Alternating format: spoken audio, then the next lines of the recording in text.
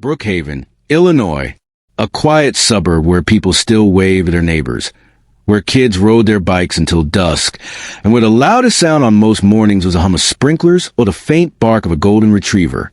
It was the kind of place where the lawns were trimmed perfectly, where American flags fluttered from front porches, and where everyone believed they were safe.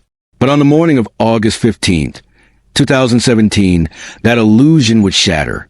The sun rose like any other day, spilling gold over rows of identical houses and maple trees lining the sidewalks. Neighbors went about their routines. Coffee brewing, newspapers landing on driveways, the faint smell of pancakes drifting through open kitchen windows. Nothing about that morning hinted at tragedy. Yet somewhere on Taylor Street, in a two-story home with white shutters and a blue door, a marriage was quietly rotting from the inside out. Inside the house lived Ethan and Clara Miller, the couple everyone in Brookhaven admired.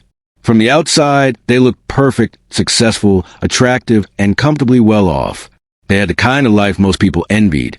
A big backyard with shimmering pool, 2 luxury cars in the driveway, and smiles that seemed effortless at Sunday barbecues. But what the neighborhood didn't see were the arguments behind closed doors, the long silences at dinner, and the growing distance between husband and wife. Ethan Miller was once the town's golden boy, a former football star who'd carried his high school team to the state finals. Back then, everyone said he was destined for greatness. But a devastating knee injury in college had stolen that dream forever. Now 30, Ethan spent his days aimlessly, drifting between odd jobs, nursing the pain in his leg, and drowning the rest in beer and video games. Clara, on the other hand, was everything he wasn't anymore. Ambitious, polished, and determined. She climbed the corporate ladder at a marketing firm in Chicago. She was often gone for days on business trips, leaving Ethan alone in their immaculate home, a house she bought, paid for, and maintained while he watched the days blur together. To the neighbors, they still looked like the picture-perfect couple. But to Ethan, every success of his wife felt like another reminder of his own failure. He resented her for her career, her confidence, her independence. The love that once burned bright between them had turned into something cold, quiet, and heavy. Some nights, Ethan would sit alone by the pool, staring at his reflection in the still water, wondering where everything had gone wrong. He used to be someone people cheered for. Now he was just Clara Miller's husband. He told himself he wasn't unhappy, just bored, misunderstood, maybe a little unlucky. But deep down, he knew the truth. He felt invisible. And when people feel invisible long enough, they start searching for someone who can see them again. In Brookhaven, nothing ever seemed to happen. But that summer, something did. Something that would forever stain the perfect lawns and quiet smiles of this town. Because sometimes, evil doesn't arrive in the form of a stranger. Sometimes, it's born right next door. Next door to the Millers lived the Hills, a mother and daughter who, at first glance, couldn't have been more different from their wealthy neighbors. Their house was smaller, their car a decade older, and their lives far simpler. But what they lacked in luxury, they made up for in warmth. Margaret Hill, 45, had been a nurse at the local hospital for over 20 years. Everyone in Brookhaven knew her. The woman with tired eyes, a soft voice, and a heart big enough to carry everyone else's pain. Since losing her husband in a car crash, she'd raised her daughter alone, juggling double shifts and sleepless nights just to keep the mortgage paid and food on the table. Her daughter, Lily Hill, was the light of her life. At 20, Lily was studying psychology at the local community college and helping her mom whenever she could. She had her father's easy smile, her mother's kindness, and a curiosity about the world that made her stand out. There was something pure about her, the kind of brightness that made people soften when she spoke. Margaret often told friends that Lily was the reason I get up in the morning. And it was true. The two women shared a bond built on survival, forged through loss, love, and long years of making do with what little they had. Their backyard was separated from the Millers by a white wooden fence. On one side of it, Ethan and Clara's manicured lawn, gleaming pool, and patio furniture straight from a home magazine. On the other, Margaret's flower beds, a second-hand grill, and Lily's hammock strung between 2 trees. Despite living side by side, the two families rarely interacted. Clara's busy schedule kept her away, and Ethan, though polite, mostly kept himself. Still, Margaret had seen him around. She'd watch him washing his car or lounging by the pool with a beer in hand, his once athletic body softening with time. Sometimes she pitied him. Other times she wondered what it must feel like to live in a house that looked perfect but felt so empty. Lily, on the other hand, had always been friendly. She'd smile and wave when she saw Ethan, her innocence making the gesture harmless in her mind. But to Ethan, lonely, resentful, craving validation, that smile lingered. One bright July afternoon, Clara was away on business in Chicago, and the air smelled of sunscreen and fresh-cut grass. Lily was in her backyard watering her mother's garden when she heard Ethan's voice over the fence. "Hey, you're Lily, right?" he said, flashing the same charming grin that once melted crowds at high school games. She looked up, a little startled. "Yeah. Hi, Mr. Miller." "Come on, don't call me that," he laughed. "Makes me sound old." He leaned casually against the fence, a beer in hand, the sunlight glinting off the water behind him. "You've been out here working all day. You should take a break. Come over for a bit. Pool's open. I've got cold drinks." Lily hesitated. It felt awkward, inappropriate even. But Ethan's tone was disarming, friendly, playful. And truthfully, she was lonely too. Her mom was on a double shift. Her friends were all out of town for the weekend. After a pause, she smiled nervously. "Okay, maybe just for a little while." That single moment, the gate creaking open, the sunlight spilling across the pool, was the start of something neither of them could take back. Because in Brookhaven, even the smallest choices have a way of echoing forever. The summer afternoon was warm, the kind that seemed to stretch forever. Lily Hill followed Ethan Miller through the gate that separated their 2 yards. The sound of cicadas filled the air as the sunlight bounced off the pool's turquoise surface. Ethan handed her a cold soda from the cooler, and for a moment it felt harmless, just a friendly gesture between neighbors. "Have a seat," he said, gesturing to a lounge chair by the water. "You deserve a break. You're always out there helping your mom." Lily smiled shyly and sat down. She wasn't used to being noticed, not like this. Ethan talked easily, his voice smooth and casual. He told her stories from his football days, about traveling for tournaments, about the injury that ended it all. He made her laugh, exaggerating old locker room tales, and she found herself forgetting the awkwardness that had made her hesitate earlier. As the afternoon went on, time began to blur. The sun dipped lower, casting long golden streaks across the patio. Ethan's 2 friends eventually left, leaving the backyard silent, except for the sound of the pool filter humming. "Looks like it's just us," he said, a faint smirk on his face. Lily laughed softly, though her pulse quickened. "Guess so." There was an easy comfort between them now. Too easy. She told him about school, about her mom's long hours, about how sometimes she felt trapped in Brookhaven's small-town routine. Ethan listened like no one else ever had. Every word she said seemed to matter. "That's the thing about small towns," he said, leaning back in his chair. "Everybody knows who you were. No one cares who you're trying to be." Lily tilted her head, surprised by the honesty in his voice. Beneath the easy charm, she could sense something darker, loneliness, disappointment. And for reasons she couldn't explain, she wanted to fill that emptiness for him. As the evening breeze rolled in, Ethan suggested they move inside. "You got to see the basement setup," he said with a grin. "Best part of the house." Downstairs, the air was cool and faintly smelled of leather and electronics. A massive TV glowed in the dim light. Ethan powered on a game console, tossing her a controller. "Let's see if you're any good," he teased. They played and laughed, the tension between them masked by competition. But between the bursts of laughter were quiet moments, glances that lingered too long, touches that weren't accidents. When Lily went around, she jumped up, celebrating.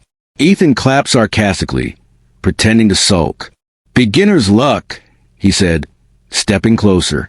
Their eyes met, and in that silence the air shifted. Lily's smile faded into something uncertain, her heartbeat echoing in her ears. Ethan's gaze softened, vulnerable, almost pleading. "Lily," he said quietly, "you're different. You actually listen." Before she could respond, he leaned in. The kiss was soft at first, hesitant, trembling, filled with hesitation and guilt. Then it deepened. The soda can slip from her hand, fizzing on the carpet. When they finally pulled apart, the room was silent except for the faint hum of the TV. Lily's face flushed, and her breath caught in her throat. "I should go," she whispered, though she didn't move. Ethan looked down, conflicted. "I know. You probably should." But she didn't. Not right away. That single kiss, innocent, impulsive, and wrong, marked the beginning of something they both knew would destroy them. Outside, night settled over Brookhaven. The perfect houses, the trim lawns, the quiet streets, none of them would ever look quite the same again. Because somewhere behind one of those white fences, sin had just taken root. After that first kiss, there was no going back. Both of them knew it, but knowing didn't stop them. In the days that followed, Lily tried to convince herself it had been a mistake, a moment of weakness, nothing more. Yet every time she passed the Miller house, her eyes drifted to the pool, to the fence, to the faint glimmer of sunlight on the windows. And more often than not, she'd catch Ethan outside, pretending to water the plants or wash his car, waiting for her. Their glances were quick, secret, and electric. Before long, they were finding excuses to see each other again. A text, a wave over the fence, a casual invitation that turned into hours together. When Claire was away, which was often, the Miller house became their hidden world. The first time Lily returned, she came after dusk. The air was thick with the smell of chlorine and night jasmine. Ethan had lit the pool lamps, their glow turning the water into shimmering sapphire. He poured her a glass of wine, said it was just to take the edge off. They sat close on the patio, their voices low, laughter soft, the air pulsing with something neither wanted to name. "I shouldn't be here," Lily whispered. "I know," Ethan replied, eyes locked on hers. "But you are." That night, they crossed another line. What began as stolen kisses became hours of confession, of unspoken frustrations and buried dreams. Ethan talked about his glory days, about how Clara didn't need him anymore. Lily listened, wide-eyed, her heart breaking for a man who'd lost himself. And in return, he made her feel seen, special, chosen. Every meeting after that blurred into one long secret. Some afternoons, they'd swim together, their laughter echoing across the fence line like ghosts of who they used to be. Other times, they stayed inside, tangled between guilt and desire. Ethan found excuses to keep Clara away, urging her to take extra business trips, claiming he needed space. He deleted messages, cleared his history, learned to lie with practiced ease. But each lie bound him tighter to Lily. For Lily, it was intoxicating. The thrill of sneaking through the gate, the warmth of his hand guiding her inside. She told herself it was love, that maybe they could have a future once the truth came out. In her heart, she believed he felt the same. But Ethan's love was born from desperation, not devotion. Lily was his escape. From failure, from his wife's success, from a man he no longer recognized. She made him feel powerful again, alive again. And the more he had of her, the less he could imagine life without her. Outside, Brookhaven carried on as if nothing had changed. Neighbors mowed their lawns, waved across the street, and exchanged polite smiles. No one suspected that behind the Miller's blue door, two lives were spiraling toward disaster. There were moments when guilt clawed its way back into Ethan's chest. Usually late at night, when Lily had gone home and the house fell silent. He'd stare at Clara's framed photos on the mantel, their wedding, their first house, their trips to the coast, and wonder how he'd become this man. Then, as if to quiet the shame, he'd pour another drink and text Lily just to hear her say she missed him. They both knew the affair couldn't last. Every lie has an expiration date, and theirs was coming fast. But for now, they were drunk on the illusion of love and blind to the storm building just beyond the fence. It was supposed to be a surprise. Clara Miller had wrapped up her business trip in Chicago earlier than planned. The meetings had gone well, and for the first time in months, she felt hopeful maybe she and Ethan could find their way back to each other. She even bought a bottle of red wine, his favorite, and picked up a silk nightgown from a boutique near her hotel. As she drove home along the quiet interstate, The radio hummed softly, and Clara rehearsed what she might say when she walked through the door. "We've drifted apart, but I still love you.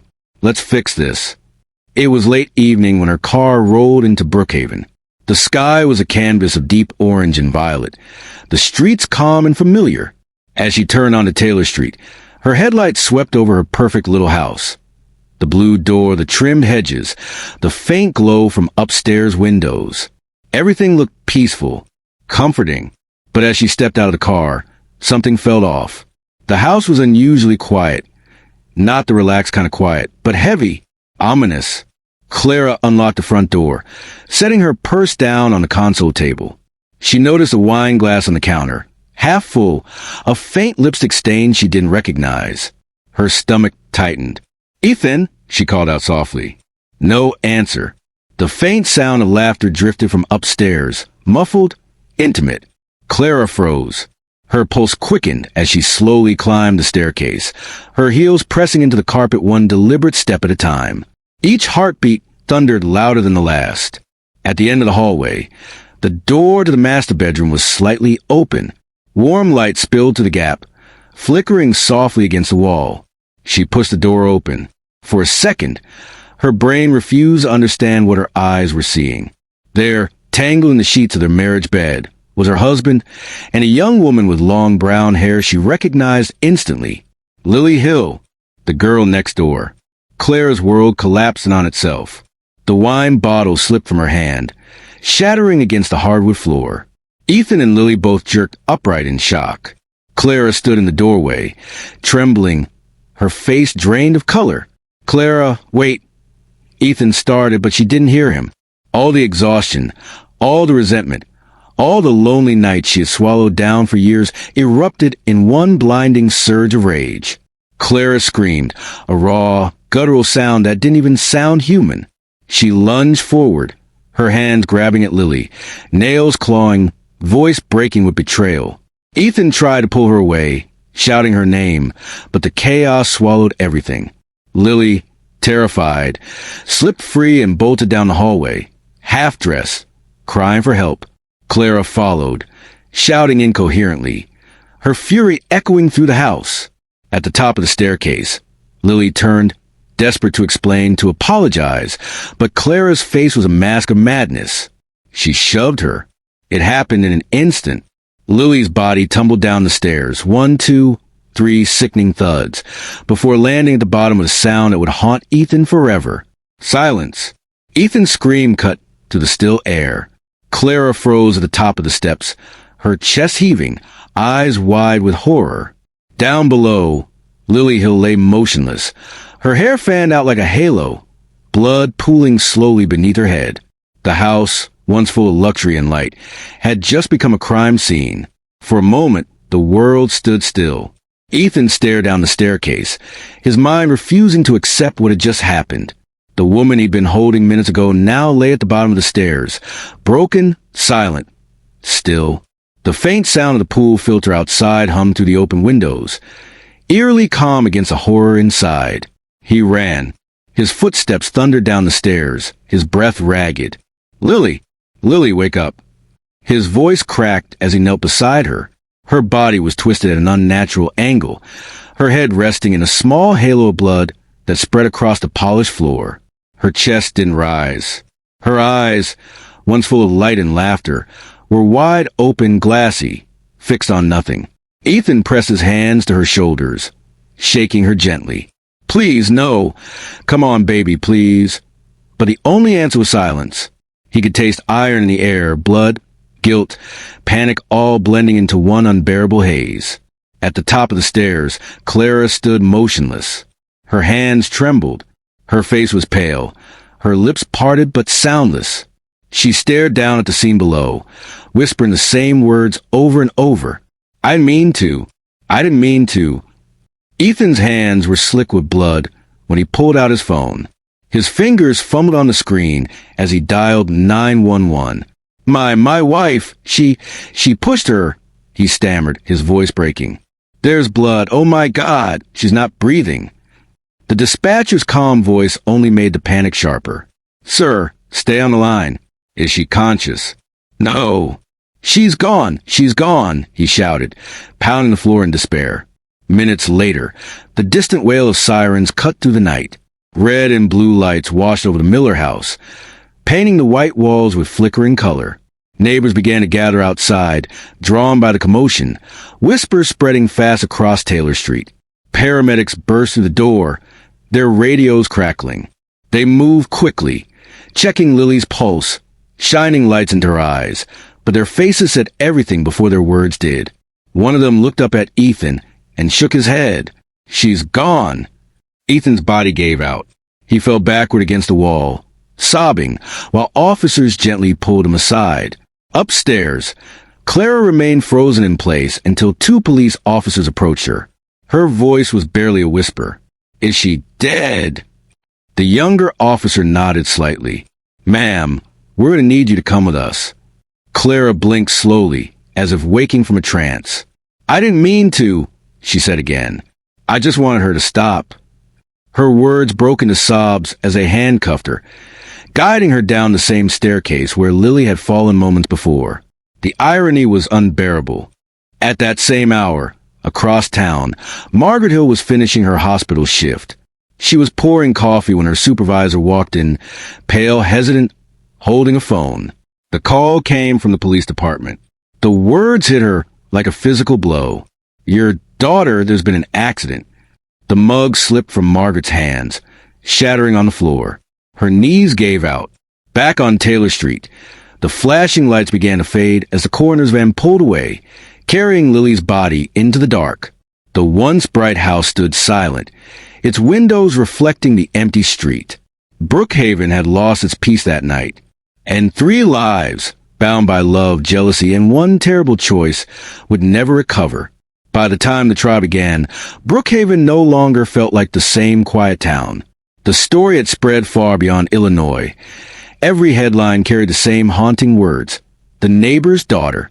The affair. The staircase. Reporters lined the courthouse steps each morning, their cameras clicking as Clara Miller was escorted inside in an orange jumpsuit, wrists bound, her once elegant face now pale and drawn. The woman who used to give polished presentations in boardrooms was gone, replaced by someone hollowed out by guilt, rage, and disbelief. Inside the courtroom, the air was thick with tension. On one side sat Ethan Miller, the husband at the center of it all, his eyes fixed on the floor. On the other sat Margaret Hill, dressed in black, clutching a photo of her daughter, Lily, smiling in her graduation cap. Between them, a gulf of grief and ruin stretched wider than words could fill. The prosecution began with precision.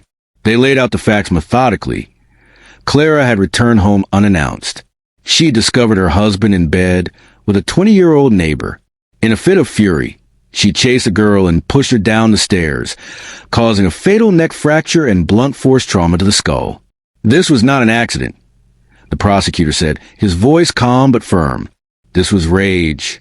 This was choice. The jury watched as photographs of the Miller home flashed across the courtroom screen. The pristine staircase now stained in memory, the broken glass from the wine bottle, the blood on the tile. Every image was a dagger. Clara's face twitched as each photo appeared, her eyes darting toward Ethan, silently begging for something.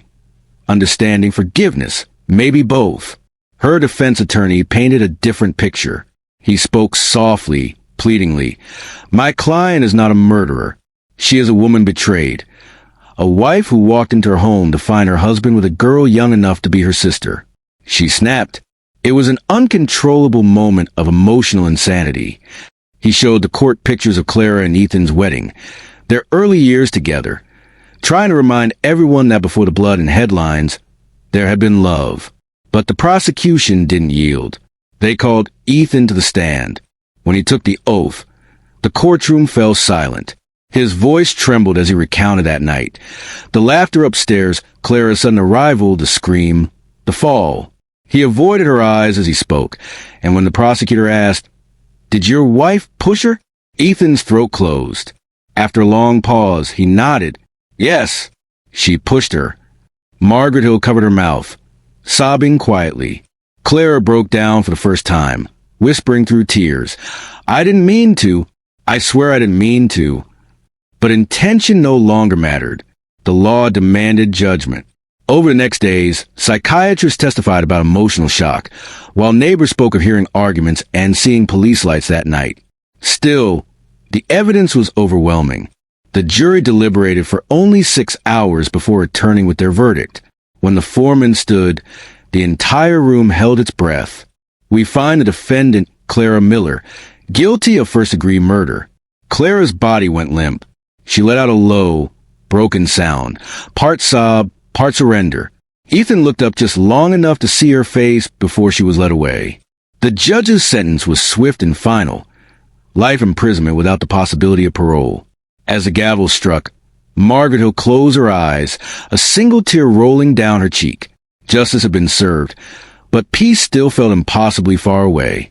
And Ethan, the man who had set everything in motion, was left sitting alone in the courtroom, surrounded by the ghosts of 2 women he destroyed in different ways. The Miller house stood silent for months after the trial, a once proud suburban dream now hollow and lifeless. The blue front door, the gleaming windows, the trimmed hedges, everything looked the same from the street, but something inside the house had died long before the jury delivered its verdict. Neighbors still slowed their cars when driving past, some out of curiosity, others out of superstition. They said you could feel it, that strange heaviness in the air, like the house itself remembered. The laughter, the screams, the sound of a body falling. Ethan Miller returned there only once. It was a gray October afternoon when he pulled into the driveway, the autumn wind scattering dead leaves across the pavement. He stepped out of his car and just stood there, staring at the front steps, remembering the life that used to exist within those walls. He could almost see Clara through the kitchen window, in her business suit, sipping coffee before work. He could almost hear Lily's laughter echoing from the backyard, but ghosts don't talk back. Inside, everything was exactly as it had been left after the investigation. The faint smell of cleaning chemicals lingering in the air, the furniture wrapped in plastic, a thin layer of dust coating the counters. The staircase, freshly polished, gleamed under the dim light, but Ethan couldn't look at it for long. His stomach twisted as he remembered that night. The way her body had landed, the sound that still haunted his sleep. He sat down in the living room, the silence pressing around him. The house was so still it felt like a tomb. Clara was gone, serving a life sentence at the Women's Correctional Facility in Joliet. Her lawyers had tried to appeal, but no one expected it to succeed. In her letters to Ethan, she no longer mentioned her innocence. Instead, she wrote about regret. The first one arrived 2 months after the trial. "You don't have to forgive me," she wrote in slanted, uneven handwriting. "I can't forgive myself either. I just want to believe that somewhere in another version of our life, none of this ever happened." Ethan never wrote back. He read the letter once and locked it in a drawer. He didn't hate her, not anymore, but he couldn't face her either. For a while, he tried to live normally.